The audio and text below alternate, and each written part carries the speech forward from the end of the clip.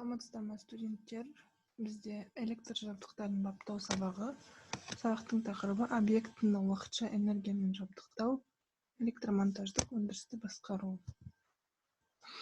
Яғни қауіпсіз жұмыс ережелеріне тоқталып кетейік.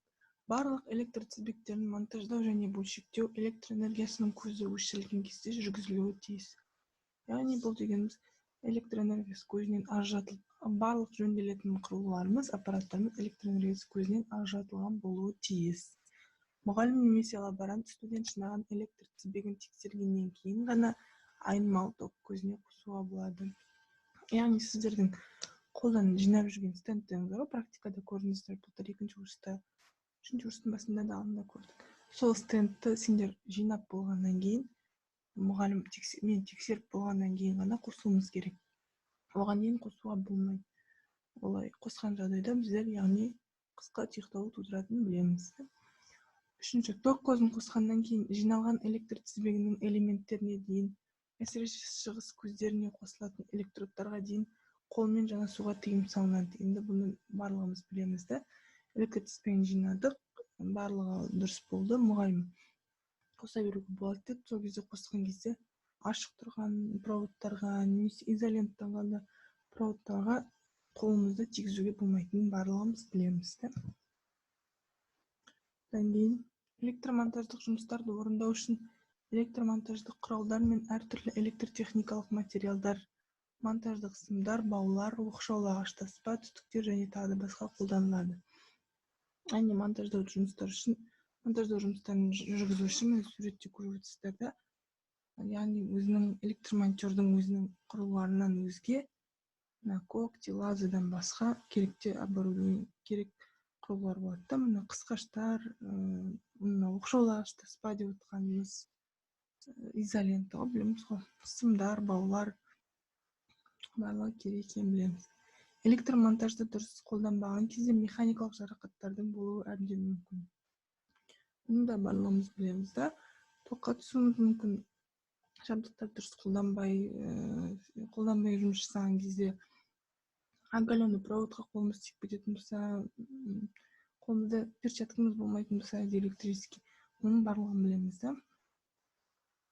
Негізгі электромонтаждық құралдардың мақсаты мен құрылғыларын қарастырайық. Бүйірлік тістеуіктер, бүйір кескіштер, сым кесетін, яғни тістейтін және оқшаулауды шешетін құрал. Тістеуіктердің өткір кескіш жиектері бар. Яғни бұл деп отқанымыз плоскогубцы. Плоскогубцы емес, басы мынандай пышақ сияқты болып кетті. Сымның сыртқы изоляциясын шешуге немесе қиюға арналған сымдарды. Орысша қалай дейтін қалыптым. Бокорезы бұл. Көбінесе бокорезы деп айтады, тістеуіктер деп айтпайды. Одан кейінгі электромонтаждық пышақ сымдарды тазарту үшін қолданылады. Бұны барлығымыз білеміз. Канцелярский нож, электромонтажный нож деп айта береміз. Бұл яғни проводтарды, многожильный проводтарды тарқатқан кезде, изоляциясын шешіп алғаннан кейін проводтарды тарқатуға керек болады бізге. Одан кейін дөңгелектегішті сымдарды қосып, одан сақина жасау үшін қолданылады. Мені көріп тұрсыздар, басы үшкір келген скрутка жасауға керек бізге. Проводтарды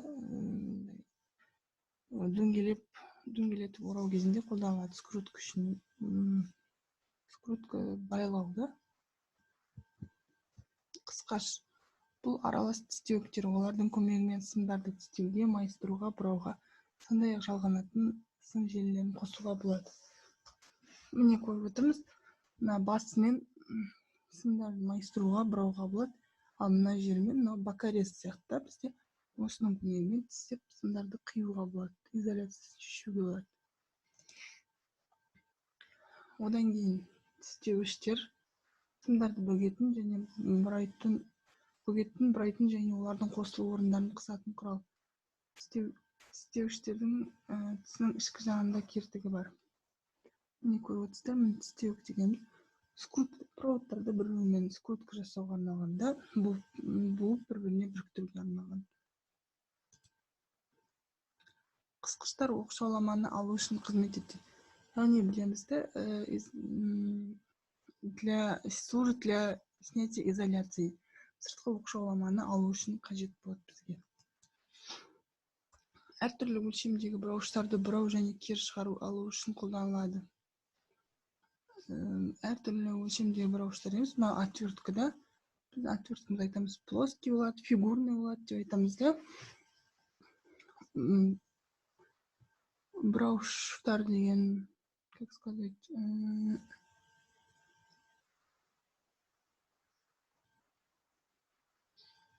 болттарды бурауга жана кири бурап алууга кажет да.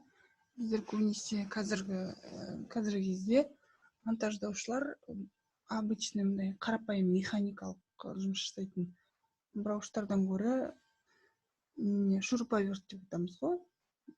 Электр тогу менен жумуш жасайтын, батарейка менен жумуш жасайтын. Сондай шуруповерттерди көбүнесе колдонулат. Бураучтардын металл бөлүктөрү катты болаттан, мына катты болаттан жасалат. Сталь көрүнүп тур да, болот экен, жалдырап стальдан жасалган көрүнүп тур.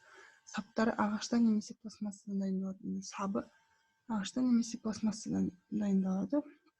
Боюнда жарылуу немесе сынуу болмолу тийиз. Скол не болмоо керек деп туруп. Электр тизбектерин монтаждоодо окшоолоо материалдары менен жабылган стөлдөрдө жүргүзүлөт. Монтаждоо осындай столдордо жүргүзүлөт. 208 кабинетте бар го, көрүшсүздөр. Осындай столдордо жүргүзүлөт. Яғни бизде bunday столдор көп болмагандыктан биздер агач панелге жүргүзөбүз да, ондайга да болот. Жумуска ыңгайлуу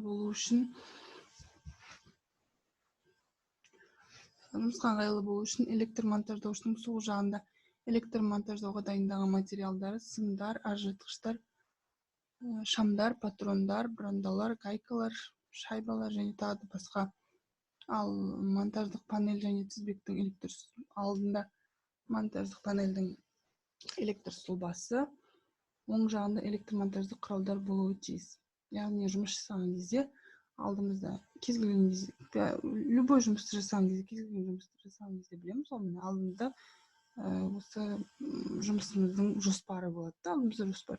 Мында да монтаждык панель немесе тизбектин электр столбасы, мисалы үйдүн электр снабжениясын жүргүзүп ататын болсок, ол кезде алдымызда туруу керек да.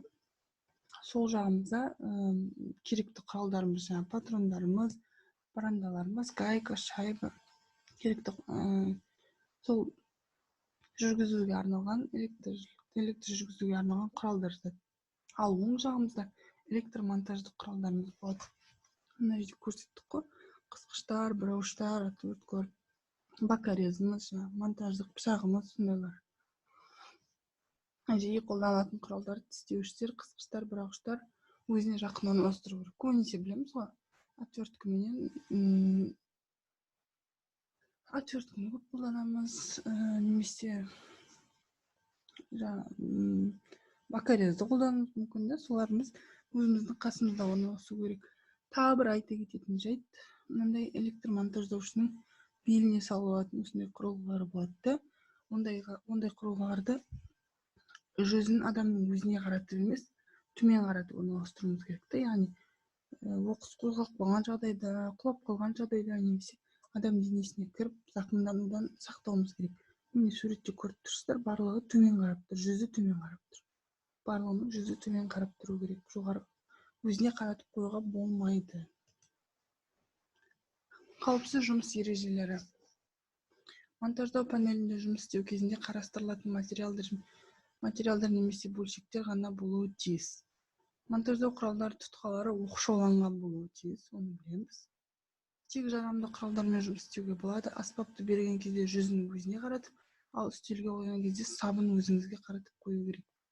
Жана айтып өткөндөй, мисалы үйдө биздер пычакты биримизге берген кезде, үйдө курулгаларды биримизге берген кезде жүзүн өзүбүзгө каратып, сабын ол кисиге беребиз, ол кисиге каратып беребиз го. Мына үстөлгө койгон кезде сабын өзүңүзгө каратууңуз керек дейт. Жана айтып өттүм, ичине белине салып алган кезде да курулгалардын барлыгын сабын өзүнө каратуу керек да. 4-курал менен материалдарды окуп түзөө кажет. Оларды еденге түсіріп алмау керек. Электр монтаждау құралдарын тек мақсаты бойынша пайдалану қажет. Міне бұл тағы айтып кететін жайт. Мысалы, электр монтажда құралдарды тек мақсаты бойынша пайдалану деген, мысалы, біреу сол үйде стройка жүріп жатыр, бірден болуы мүмкін, біреу келіп тұруы мүмкін. Мысалы, маған не керек болып жатыр, шегені суырып алу керек болып жатыр, маған неңді берші, жаңа отверткаңды берші, неңді берші, қысқашыңды берші деп. Ондай болмайды. Қысқашты өзінің мақсатына пайдалану керек. Әрбір затты өзінің мақсатына ғана пайдалану керек. 5-ші, бұрауыштың отвертка, яғни жүзі бранданың шлиціне тығыз кіруі тиіс. Яғни бранда деп отырғанымыз біздің неміз ғой, қалай айтады,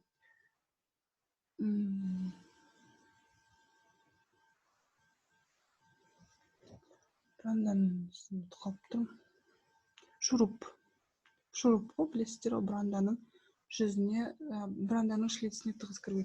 Мынандай төрт не болып тұрады ғой, крестообразный болып тұрады ғой, соған крестообразный болуы мүмкін, отверткаңызге байланысты, или там плоский болуы мүмкін, фигурный болуы мүмкін деген сияқты, шлиціне байланысты. Соған шлиціне тығыз кіруі тиіс.